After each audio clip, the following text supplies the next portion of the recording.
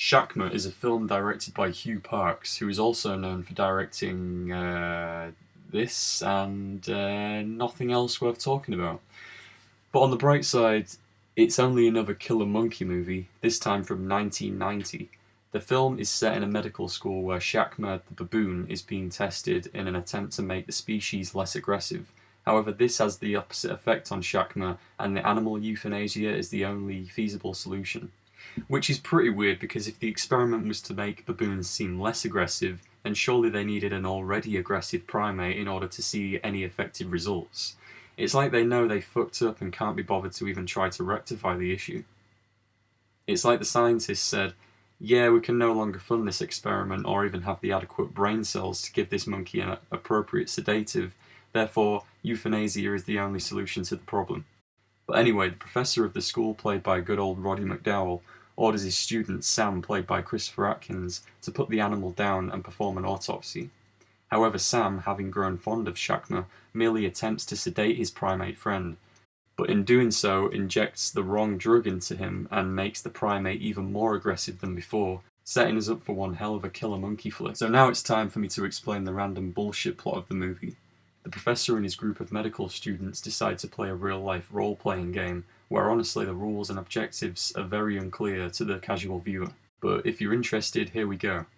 They all need to reach the top floor by communicating with each other through walkie-talkies and asking the professor, or as he's referred to throughout the movie, the game master, permission to enter a room.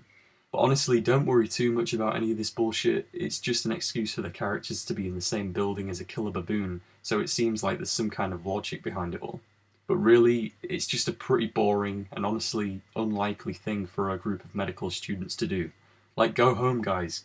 Give it a rest and get some sleep. And I can guarantee, if you watch Shakma, that's definitely what you'll be doing throughout this movie.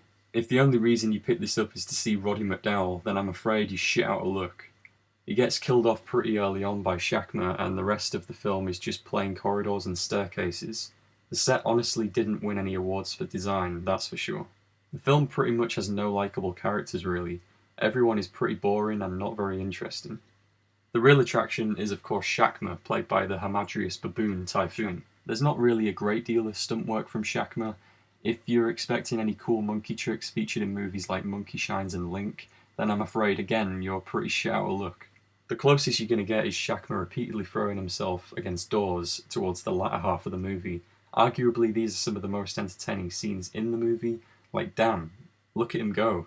Shakma sure does know how to bash those doors in. Usually in movies like this, any on-screen appearance by the title creature is scarce, with limited screen time to tease the audience for the final reveal. But with Shakma they really don't hold back. The baboon has lots of screen time and it more than compensates for the terribly dull dialogue and characters. If you're going to pick this movie up, I'd definitely recommend the Code Red release or even the Shout Factory release for the better picture quality. Unfortunately, I only have the standard Region 2 release with awful picture quality. However, being a die-hard veteran supporter of labels like Vipco and Beyond Terror, this was no real issue to me. The movie also used to be on Netflix, if you can even believe that. To be honest though, the movie does maintain a certain level of suspense. The characters are in the same building as a murderous primate, and at times it sort of holds up as a watchable killer primate movie. It has an adequate kill count, and of course, who doesn't like a movie about a killer baboon? I like the concept of it so much, I just had to watch In the Shadow of Kilimanjaro, which is a 10 out of 10 on the baboon scale, but a 1 out of 10 for everything else. So in conclusion, if you enjoy killer monkey movies, terribly boring set designs, and nonsense storylines about live-action role-playing, then this one could be for you, but don't count on it.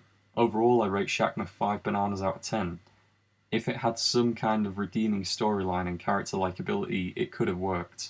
But as a standalone killer monkey movie, I'd say it was pretty substandard. If you've seen it, let me know what you think of it. Thanks for watching. And Shakma, shocking audiences everywhere.